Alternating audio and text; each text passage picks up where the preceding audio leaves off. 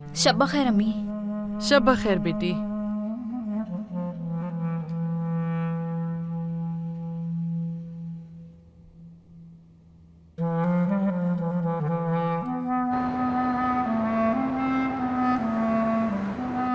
अच्छा, तो जेल से कब वापस आए?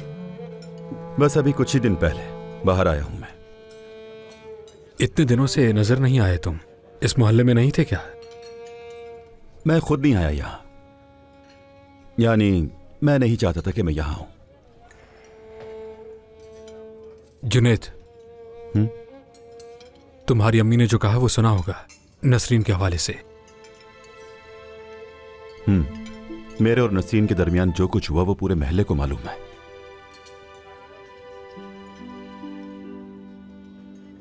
और मैंने तो 1000 बार इस बात के बारे में समझाया कि मैं संजीदा हूं,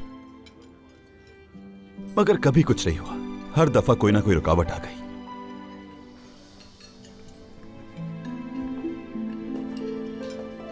जुनैद, मैंने पूछा क्या तुम्हारी अम्मी ने जो कहा वो सच था, जो उन्होंने नसरीन के बारे में कहा?